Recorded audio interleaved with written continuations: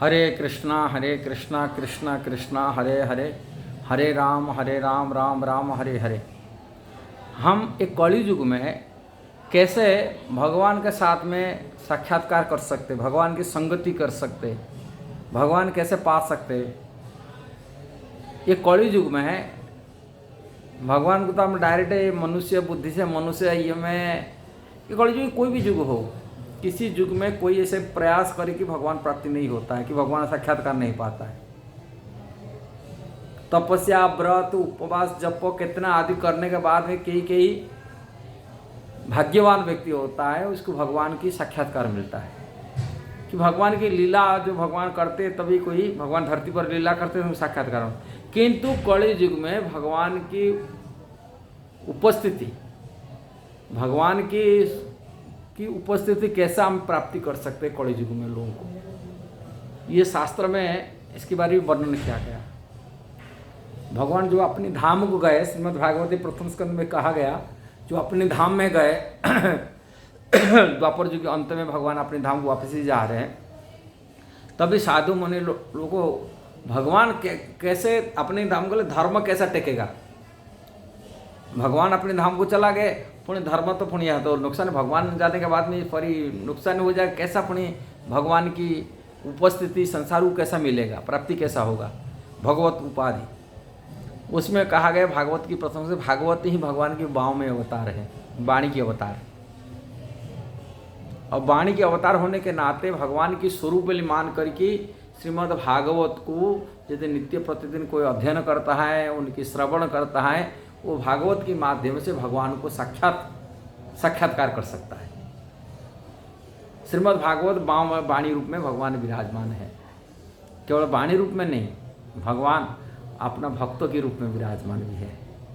जो कृष्ण भक्त है, जो वैष्णव है, विष्णु भक्त है, राम जी का भक्त है, ऐसे भगवान के जो वैष्णव भक्त होते हैं उनकी संगति करने मध्य हुई भगवान की कृपा की, भगवान की स्वरूप साक्षात संगति कर पाएगा, ये कहा गया।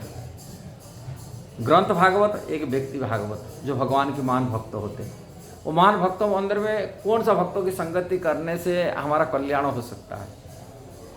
भगवान की संगति हमारा कल्याण हो सकता है कि भगवान का ये स्वरूप है, श्रीमद् वाणी है, जिसको संगति का हमारा कल्याण भी हो सकता है। ऐसे ही भक्त भागवत, जो भक्त भागवत उत्तम क्लास के भक्त होते हैं, जो भक्त होते हैं निंदा आदि शून्य, प्रथम उनकी जो है दूसरी की आलोचना नहीं करते और भगवान की भक्ति में निरंतर लगाव हुए हैं। उनकी कीर्तन, उनकी जप, उनकी सेवा, उनकी ये में लगा हुआ, जो दूसरा का आलोचना से रहित होकर के निरंतर भगवान कृष्ण के भजन में लगा हुआ, कृष्ण सेवा में लगा हुआ, कृष्ण के प्रचार में लगा हुआ है, ऐसे महान भक्तों की यदि संगति कोई करता है तो भगवान के उसी भक्तों की संगति माध्यम से भगवान के मध्य साक्षात्कार कर पाता है। तीसरा है गंगा जी, भगवान की स्वरूप माना जाता है गंगा जी। यदि गंगा जी में संगति करता, गंगा जी भगवान की ब्रह्मद्रव्य कहा जाता है, भगवान के चरण से निकला हुआ है ये धरती पर, इसलिए गंगा जी विराजमान है, भगवान की स्वरूप माना जाता है। चौथा है तुलसी महारानी, भक्त भागवत गंगा तुलसी, ये भगवान की चतुर्था विग्रह है। ये चारों की यदि संगति कोई लाभ करता है वो भगवान की संगति लाभ करता है और उनकी सेवन करता है, उनकी सानिध्य लाभ करता है, उनकी आशीर्वाद लेता है। उनके सानिध्य में व्यक्ति का चेतना, उनकी जीवन शैली परिवर्तन होता है, उनका शुद्धिकरण होता है, पवित्रकरण होता है, वो योग्य बन जाता है, भगवान की सेवा के लिए योग्य बन जाता है और मनुष्य जीवन की सार्थक बन जाता है इन चारों की संगति करने से।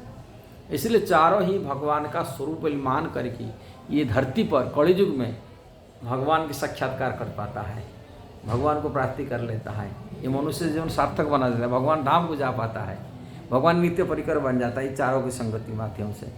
इसलिए चारों की संगति करना चाहिए, भक्त भागवत गंगा तुलसी। यदि वीडियो सही लगा जरूर उसको शेयर करना, सब्सक्राइब करना, लाइक कमेंट करना। हरे कृष्णा।